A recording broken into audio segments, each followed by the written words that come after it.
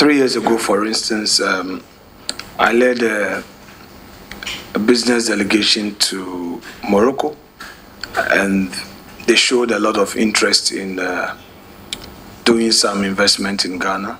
So they were looking forward to getting pineapple and mangoes and honey from Ghana.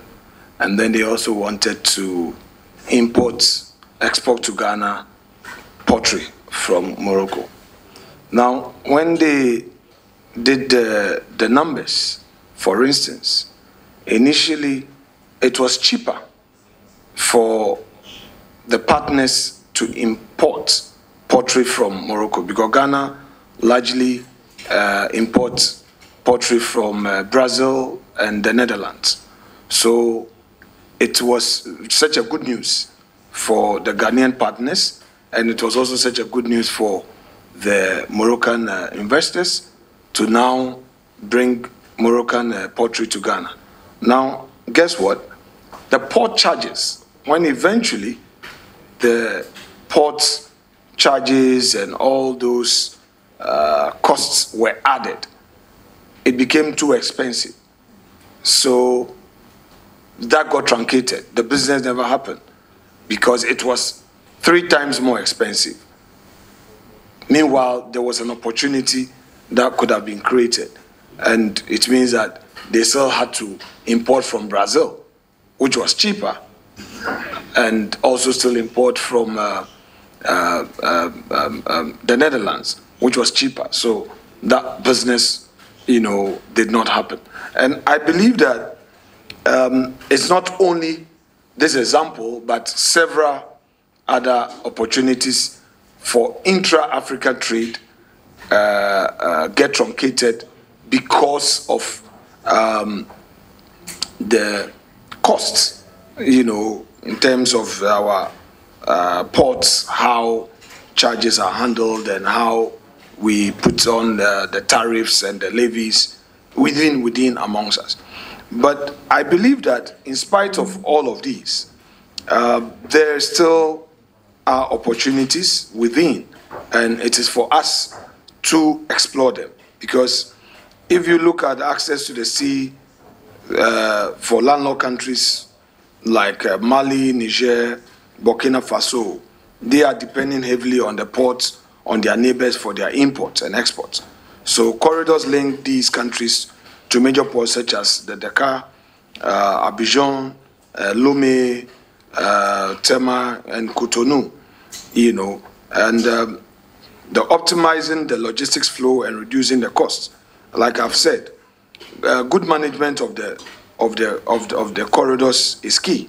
So if you look at the roads network, the railway, customs infrastructure, these will reduce transport times and costs, thereby improving the competitiveness of hinterland economies. And such initiatives, such as growth corridors, so for instance, between Abidjan-Lagos corridor, connecting Ghana, or the North-South corridor in South Africa, would aim to make regional trade bloc a more fluid situation for us. I do not think that we are exploring that in the optimum. Then the regional integration and trade agreement. Of course, corridors are part of supranational strategies. We have the AU, we have ECOWAS, we have SADC, the South Africa Development Corporation, and that have all come out with policies to strengthen economic integration. And then we also have the African Free Trade and African Continental Free Trade Area, which rely on efficient infrastructure to succeed. But the question is that at what point do we ensure the efficiency in terms of the infrastructure? It boils down to one thing: cost. And then, as it has been already highlighted on the 3 C's, if you have conflict, you have crisis, we have economic, climate situations, and political instability, it sort of creates imbalances and become very problematic to this.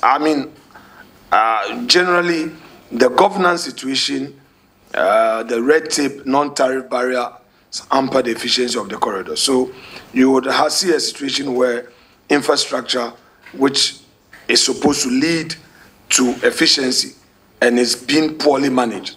So between Ghana and, say, Lagos, the road network, for instance, becomes a challenge. So where it is poorly managed, and you even have a situation where modern rail connections are very poor, with all the security risk of theft or regional conflicts, as I've already mentioned, it becomes a problem. So my view is that, yes, in spite of these challenges, we require an integrated planning and proactive industrial policies, and then a much more fluid regional cooperation to avoid destructive competition between amongst countries in Africa.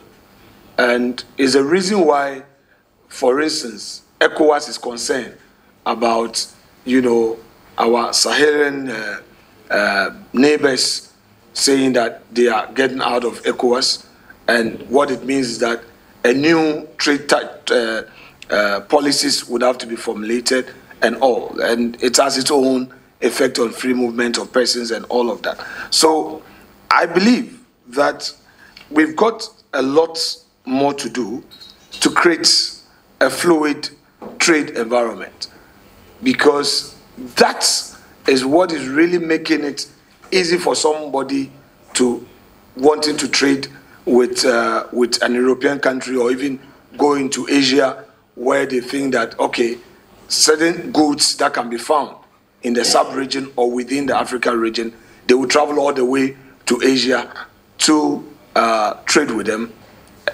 even when we can find it. And it's all as a result of some of these blockades and then the challenges that we face. So Ghana has not been an exception to this challenge, because obviously the businessman who has the cost of his business, the cost of capital is very high. He would want a situation where he can maximize profit to be able to pay his loan. And you cannot force such a situation on the person that necessarily still trade from within Africa, if you realize that I took a high loan and I need to pay. So it is important for policymakers to face this reality, to amend and to embrace democracy, and to embrace consistent policies that become very fluid, and then we can take advantage. I asked myself, by way of conclusion, recently, I was reading the news that the Kenyan president is in China to boost Kenya-Chinese trade relation. And I asked myself, couldn't that effort have been made more within the Africa region, where our presidents are doing more engagement to create a fluid environment for business? Thank you very much. Well, thank you. And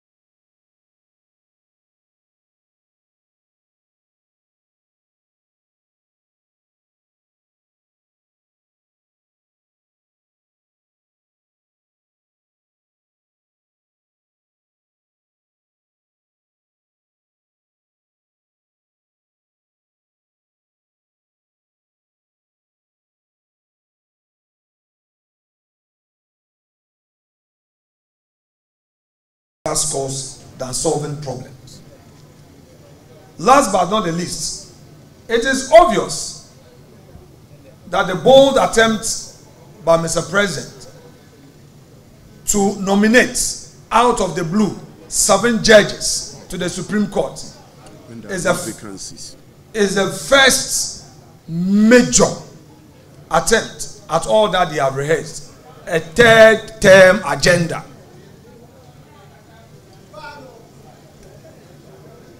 All that the NDC is doing, all that our president is doing through the advice of the hawks of NDC is to set a 3rd term agenda for his leadership.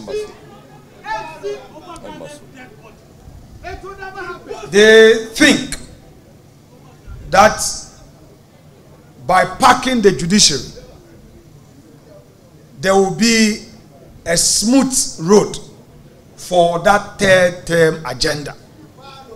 Were we not in this country where even 2 Supreme Court nominees, after going through vetting and were supposed to take their approval at the plenary, the same NDC said by adding 2 more judges to the Supreme Court bench, Nana Addo was packing the courts? Was it not the same NDC where that criticized the proposal to even nominate for appointment 5 more judges to the Supreme Court, and as a result no further step was taken by the Judicial Council? What has changed? We leave it to the good conscience of they themselves. But I want to tell them that we will not relent. We in Parliament will hold their feet to the fire and fight for the ordinary Ghanaian. Please join us 5 a.m. on Monday the 5th of May on this peaceful demonstration. Thank you very much. God bless our homeland Ghana and make it great.